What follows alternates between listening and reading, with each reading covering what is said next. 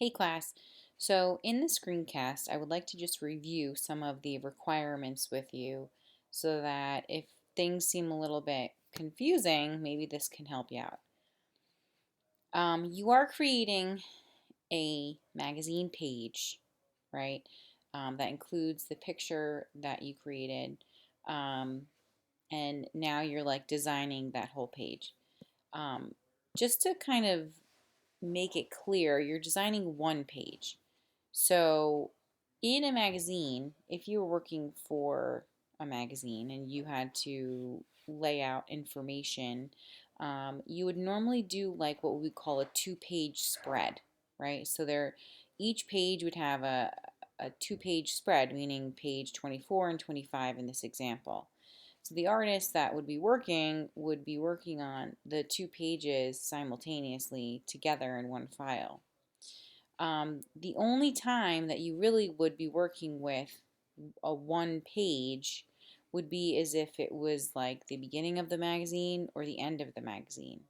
But otherwise, throughout the magazine, you would have spreads like this from one page to the next.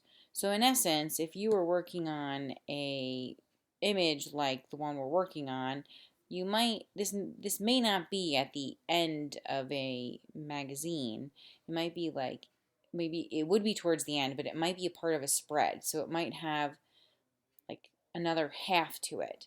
So look at it as if we're only doing like one half of a spread for this assignment. And depending on what side your magazine is on would depend on where the page number would go and the running head, right? So I have my running head on the left side, the top left, and I have my page number on the bottom left, kind of signifying that it would be like the left page of a spread, right? Where if you wanted your information to be on the right spread, you would have your running head on the right side and the number on the right side. So don't like mix them up and put like the running head on the left and the number on the right because then it would not make sense. So just kind of keep that in mind. All right, but please use this as reference for point sizes, what you need to include. Remember to include your guidelines.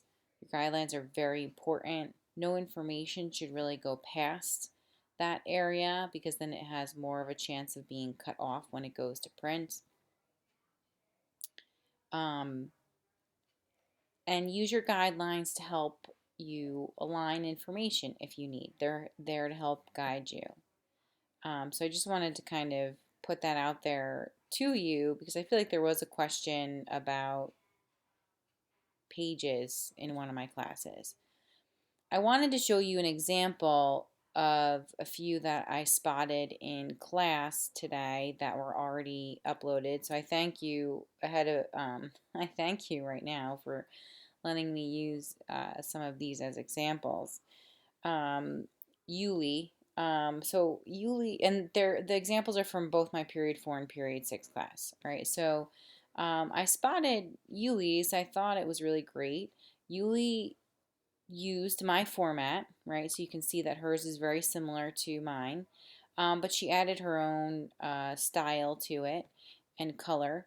And I think the colors she used really work nicely with her images. That's what really stood out to me. Was the yellow, which I feel like what was really nice that Yuli did was she picked up, if you're having a hard time trying to figure out what color to make things, it looks like she really picked up nice color from the photograph to create the yellow background and then also to uh, with a little touch of red to other parts of the image. It also really like brings out some of the colors in the photograph, which I think is nice.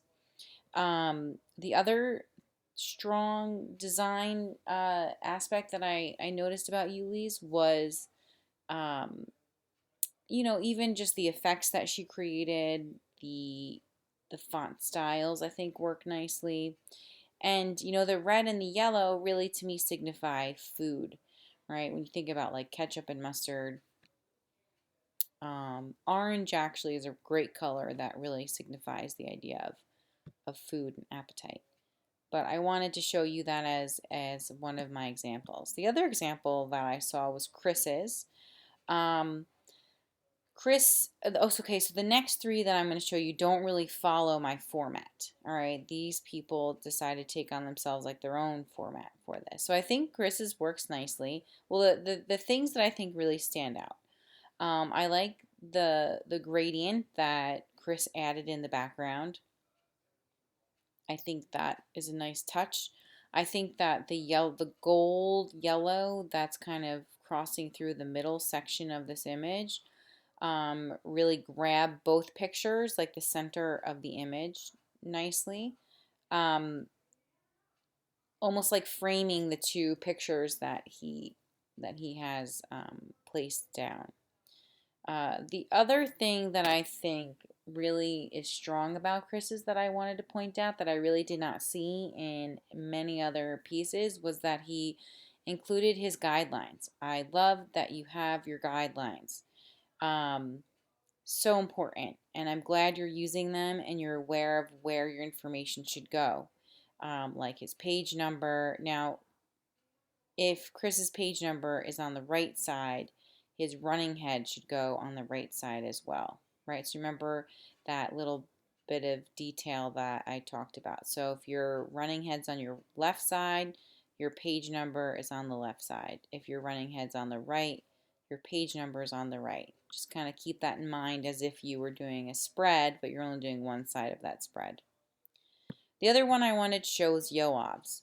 Um, Yoav, I feel like, did a great job with his background. And I know you're still working on this, Yoav. We were talking about it today. He did a lot of changes to it, but um, I like the patterns that he added in the background. I think they work really nicely around the pictures. I think the colors, again, just like Yuli's, work really nicely with grabbing your focus on the photos that he included. Um, so this is another example that I wanted to show of what I thought was a great background, kind of circling you around these images. All right. The last one I wanted to show you was Kyle. So one thing I really liked about Kyle's picture was, and I don't know if she did it purposely, but because sometimes we do things without realizing, we just think, wow, this looks really nice, but there's actually um, a reason why in art things look successful and look nice. There are, believe it or not, rules when it comes to certain aspects of art. And Kyle kind of demonstrated that here, which is something I'd like to talk about, as the year goes on, but the idea of composition and direction. So it's important to capture the viewer's attention and to grab their attention and bring them around the entire image. And you can see here that Kyle did this successfully. She has these vertical lines that come straight up from the bottom. So my eye immediately goes to Urza Scarlet and her black winged armor, right? And not only is my eye going to this information, but it's this purple and white vertical stripe that comes up that brings my eye up to the top left corner of this image. And then I see fairy tale fun. And what brings me across the top of the image is this purple horizontal line that brings my eye across the image and then down the image and back around again, right? So without even realizing it or realizing it, Kyle created this circular composition, which really is engaging, and it wraps your eye around the entire image and keeps you in it, right? So that the viewer is engaged and interested, and then spotting the six differences. So I think that that's a really nice detail that Kyle added to her image. Um, so, like I said, right now you should be focusing on your design.